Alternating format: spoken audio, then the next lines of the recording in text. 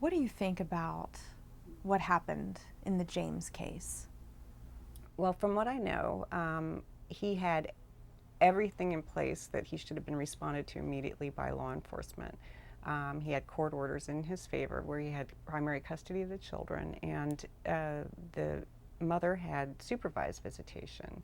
And I don't know exactly in terms of the timing of her visits when it was that the children were taking, but the to make people understand that when somebody comes into the police department about their missing children and says that they haven't had any contact and they don't know where they are, I think most people would want at least an investigation. You might just confirm that they're at the water park for an extended week that was not disclosed to the other parent. Mm-hmm.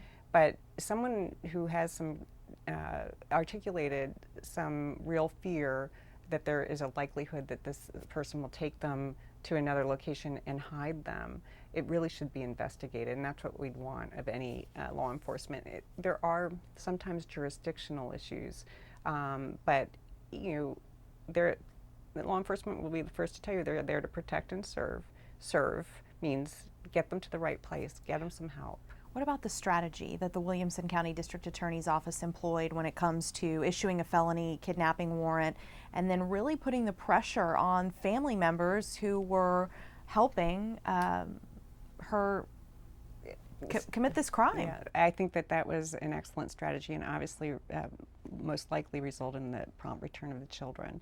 Not every case is one where you want to go the criminal route. If you know where they are in Mexico and you know that you need to at least try the civil remedy via The Hague. But in this instance, there were orders she openly violated. The person who was supposed to supervise them was violating them. We didn't know where they were. They had no connections to Mexico, or very tenuous ones. It made no sense except to deprive, there was a crime being committed. And they were not willing to return the children even after law enforcement contact.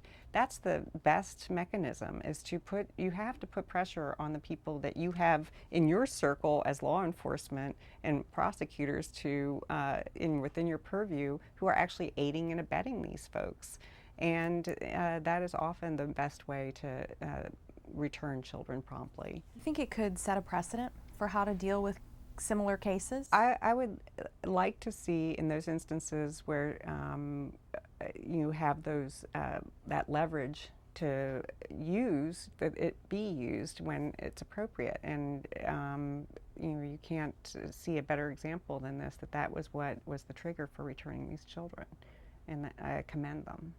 Tell me about, in your 10 years, how many children you've been able to get back? We've been able to recover about 50 children probably more now. We haven't done the numbers recently, but about 50 children returned to their primary caretakers. And there's nothing better than seeing the reunion of the children and the parent that they haven't seen during that period of time. And maybe nothing more heartbreaking than the parent who can't find the child. That's exactly right. Nothing more heartbreaking than that when you're still, we have one case that we're still seeking return of a child who's been missing since February of 2003. And she'll be, I think, 13 in September. And she's been missing since she was 2.